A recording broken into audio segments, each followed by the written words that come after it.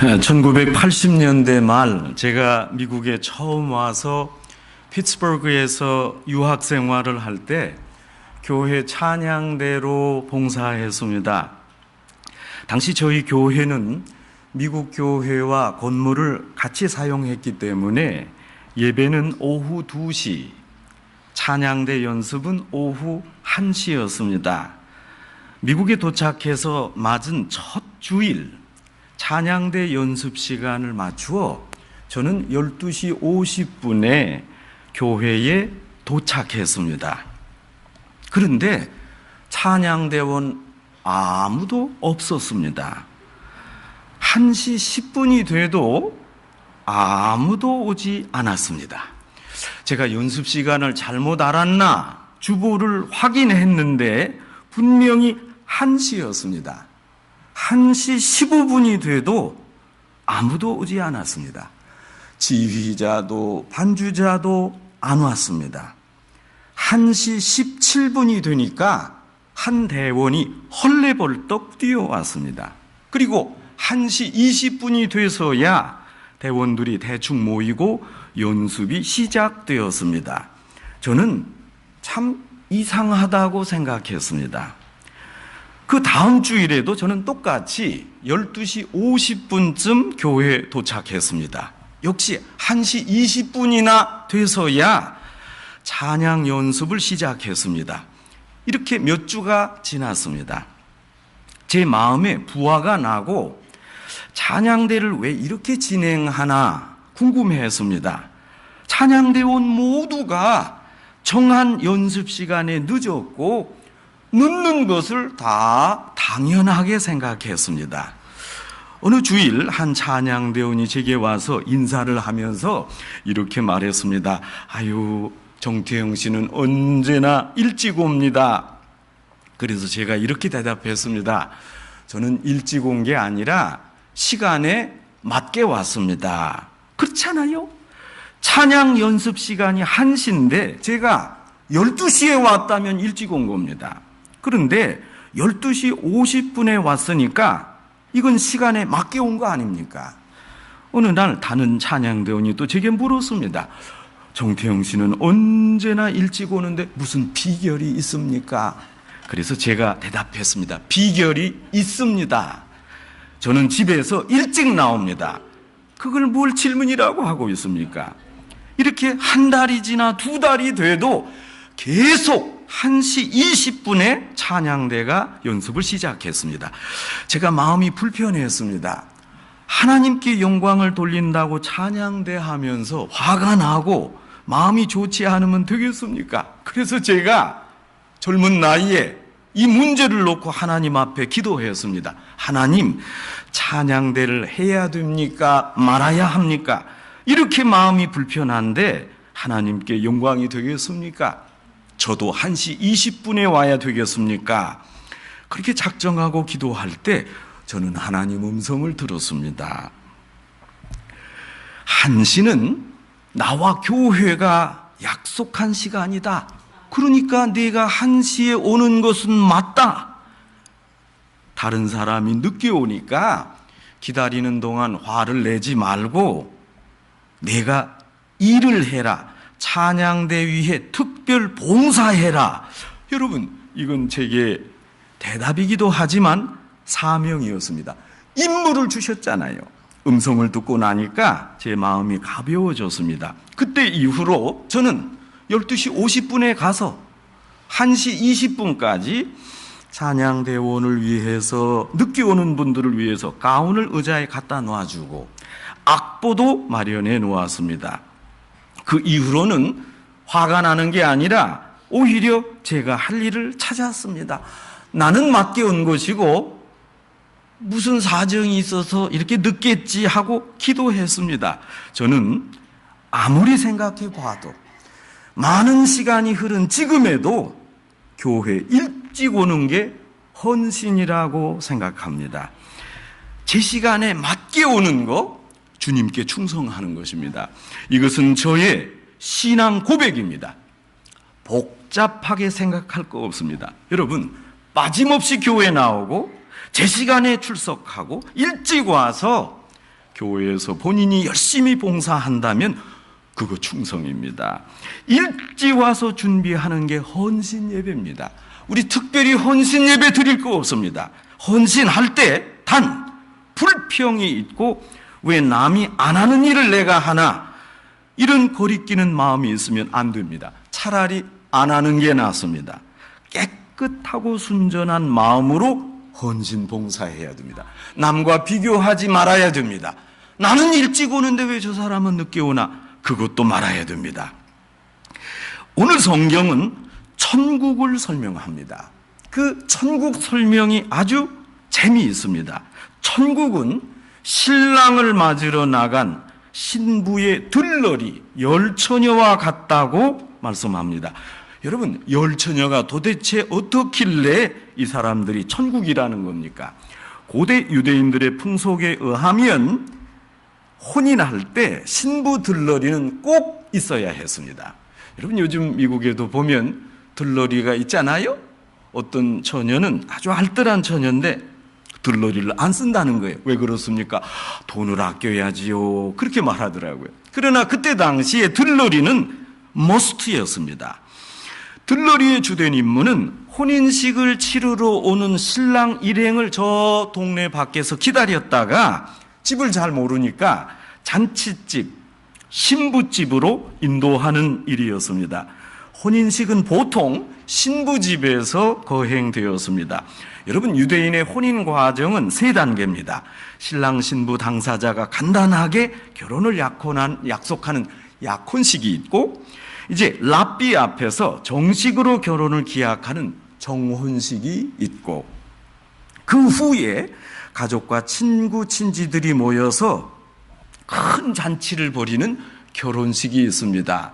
여러분, 우리가 잘 아는 마리아와 요셉은 약혼과 정혼까지만 한 상태였습니다.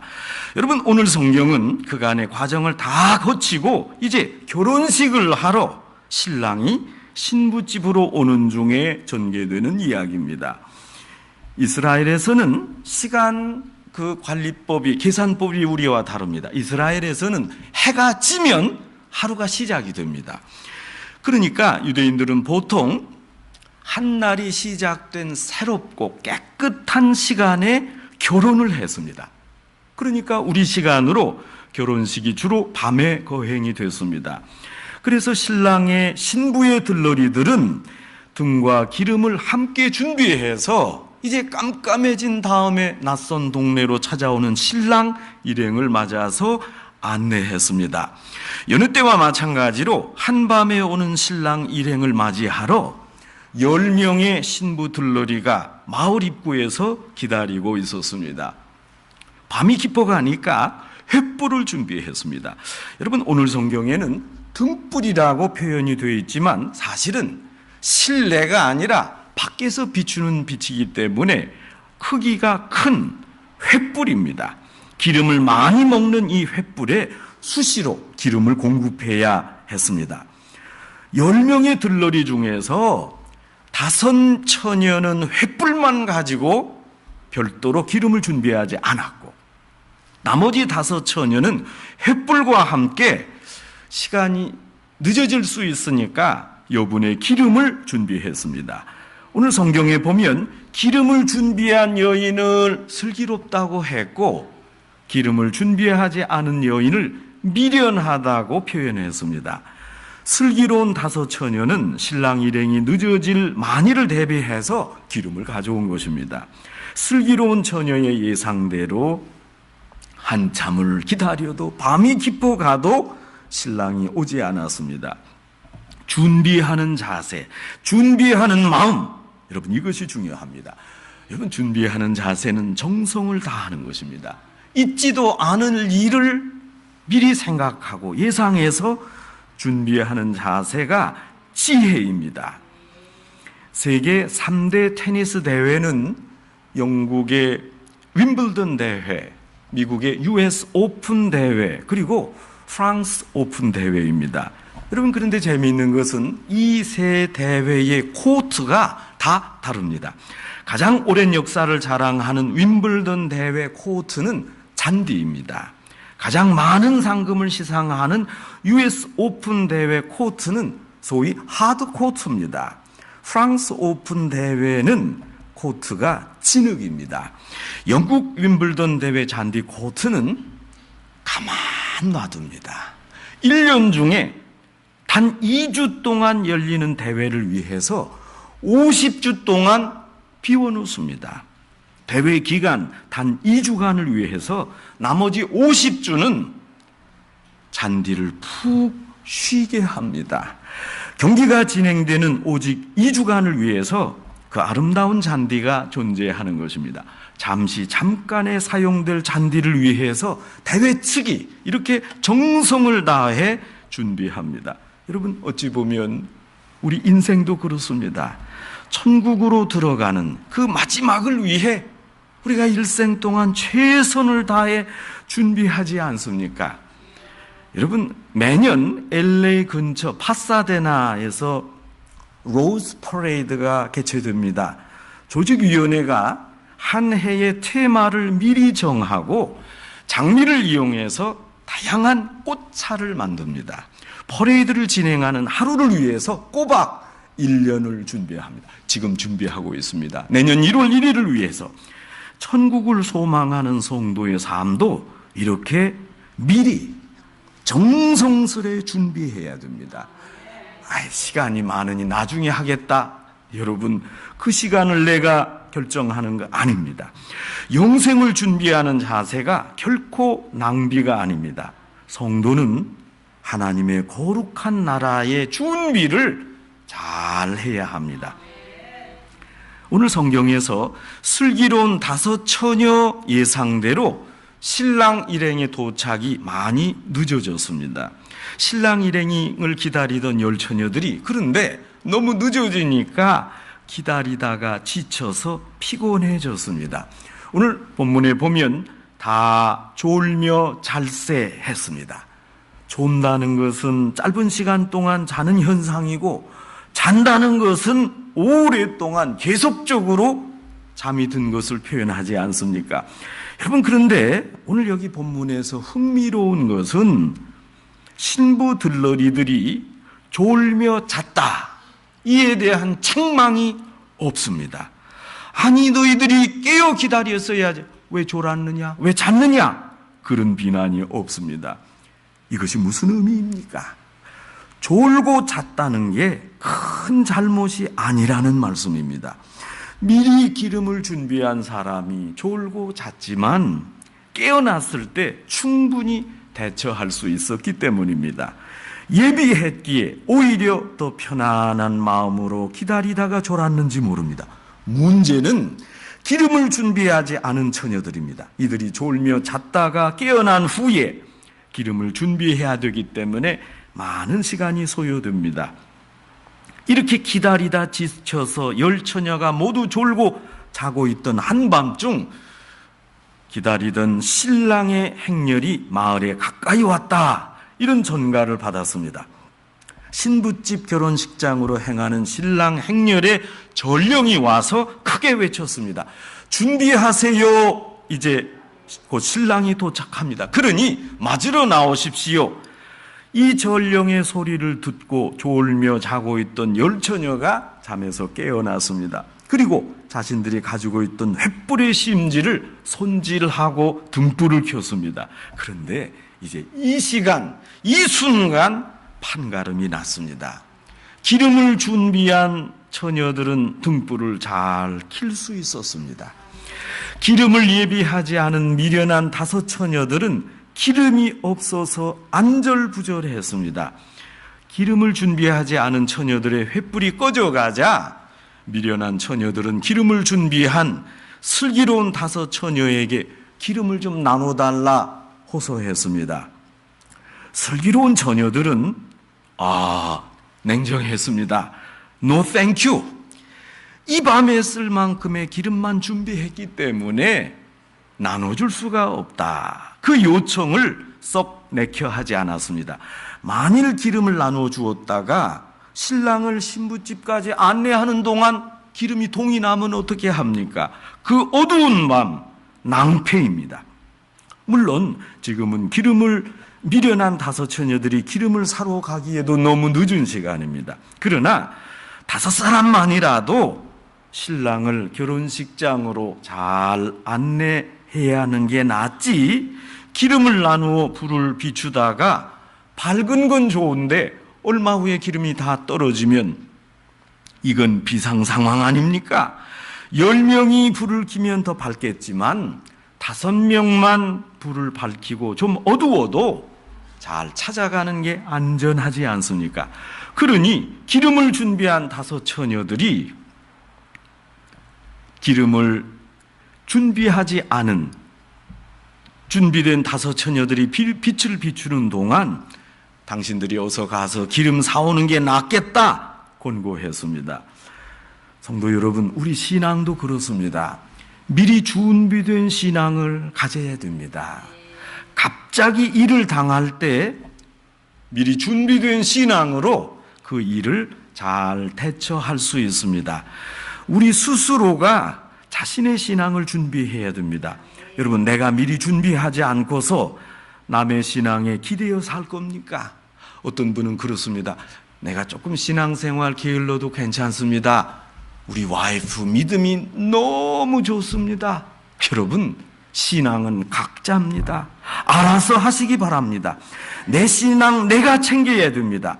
내가 미리 준비하지 않고서 남의 신앙에 기대해 살 겁니까? 또한 그 믿음을 안 빌려주면 서운해하고 빌려줄 수도 없는 게 믿음입니다. 급한 일로 하나님을 독대할 때 내 신앙이 없어서 믿음 좋은 친구 찾아가면 되는 겁니까? 내 신앙으로 다른 사람을 구원할 수 없습니다. 다른 사람의 믿음으로 나 자신을 구원할 수도 없습니다. 그러기에 슬기로운 처녀의 냉정한 대답 합당합니다. 여러분, 결혼 주례를 해보면 별의별 일이 다 많습니다.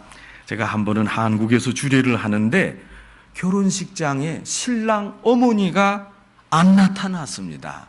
지금 이렇게 저렇게 연락을 했는데 어머니는 다른 차를 탔는데 그만 고장이 나서 늦는다는 겁니다.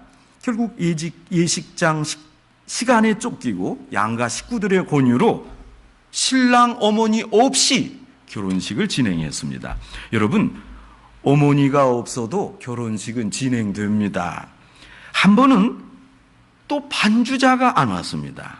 이분이 그렇게 유명한 반주자라는데 지금 늦어서 못 오는 겁니다. 시간은 자꾸 가는데 하객 중에 피아노를 조금 칠 수 있는 분이 있다 해서 그분이 연주해서 서둘러서 결혼식을 진행했습니다. 반주가 좀 서툴렀지만 그래도 결혼식 진행에 아무 무리가 없었습니다.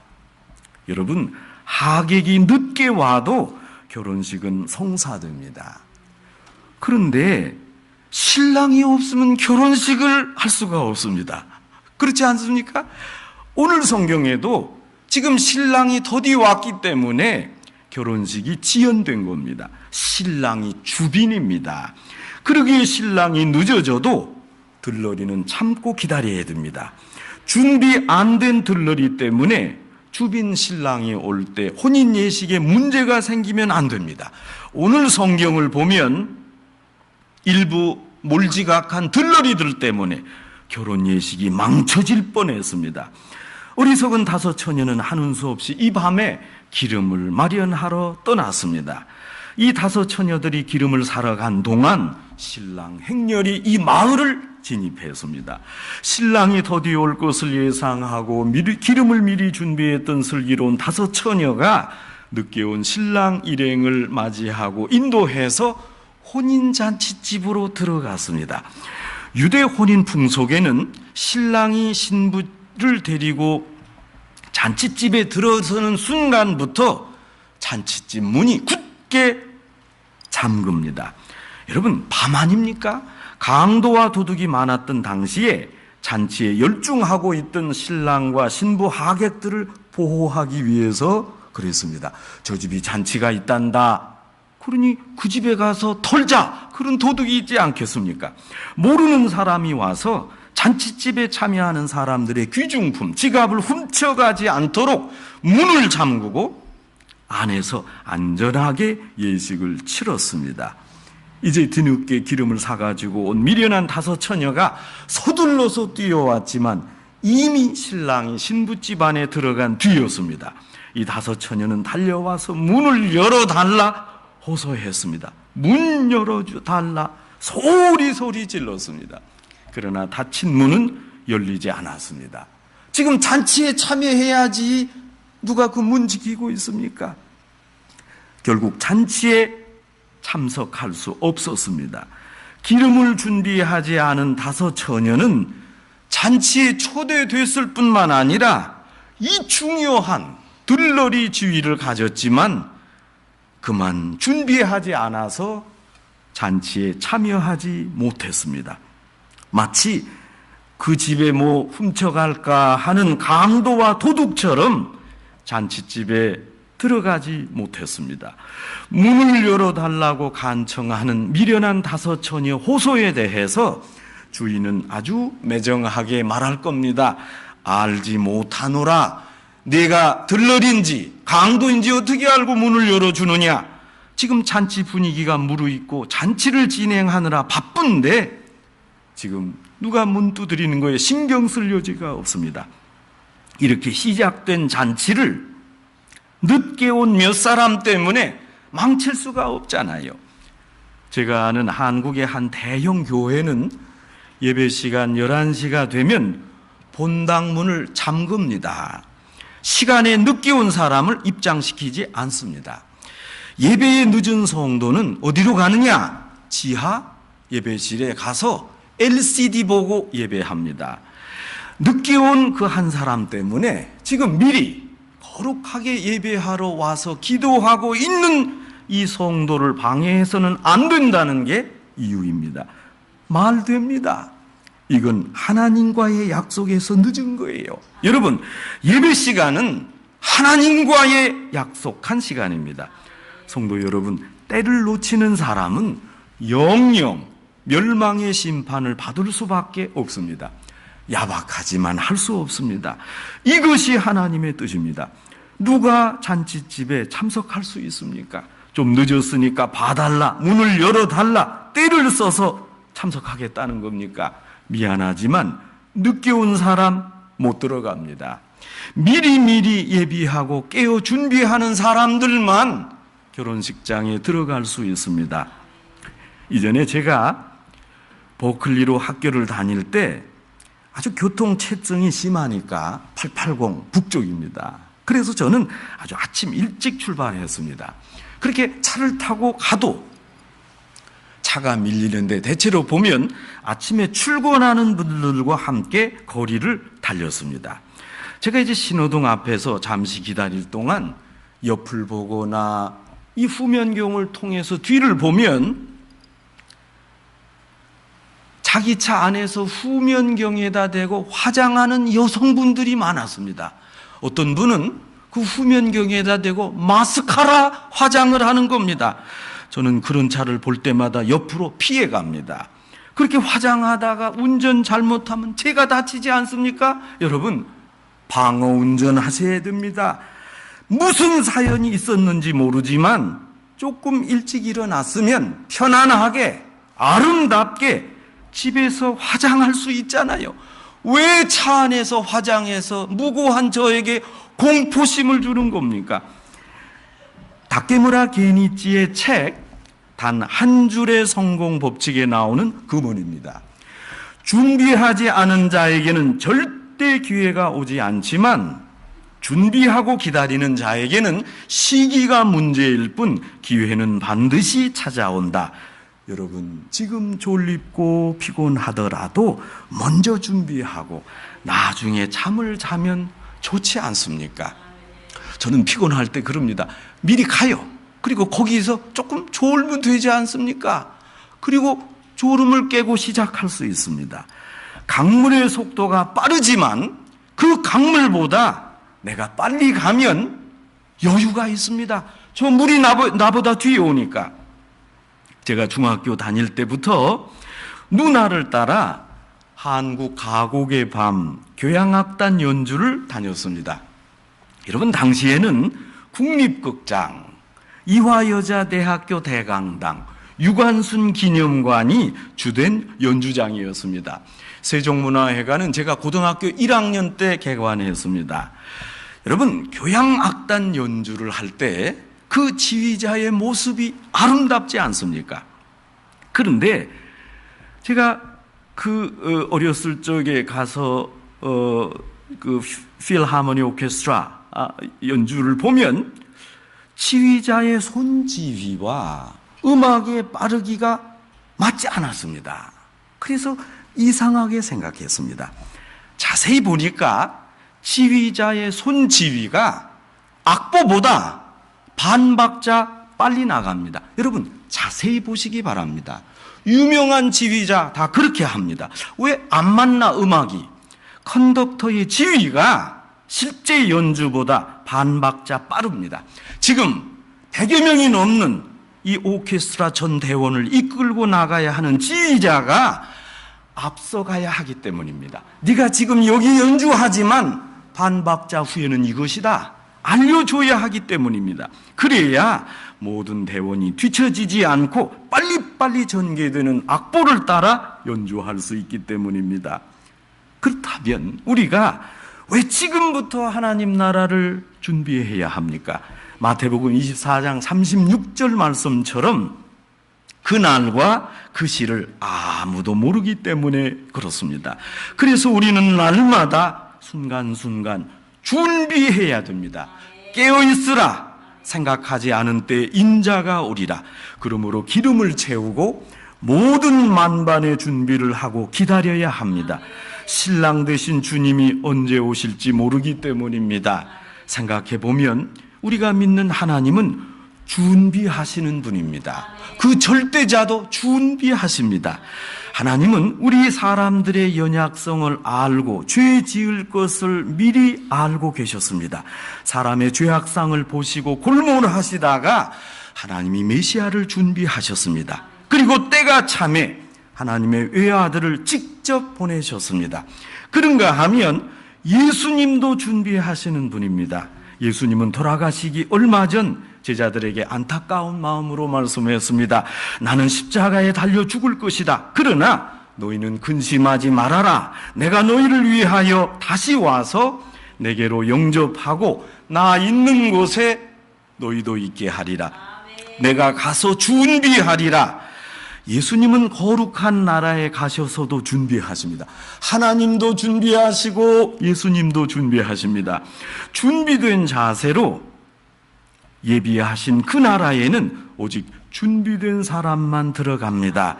이렇게 준비된 하나님의 나라는 준비된 여러분의 것이고 준비된 여러분은 그 준비된 나라에서 영원히 살 것입니다. 저는 이 종말론적 메시지가 성경의 핵심이라고 봅니다. 그래서 저는 저희 큰아들을 준비된 일꾼, 준일이라고 이름 지은 겁니다. 하나님의 거룩한 나라, 그 나라에서 영원히 살 것을 소망하면서 오늘 여기에서 천국 입성을 미리 준비해야 하겠습니다. 오늘도 깨어있어 미리 기름을 준비하여 어떤 일이 닥치더라도 믿음으로 여유있게 대처하는 부지런하고 슬기로운 성도 여러분 되시기를 주님의 이름으로 축원합니다.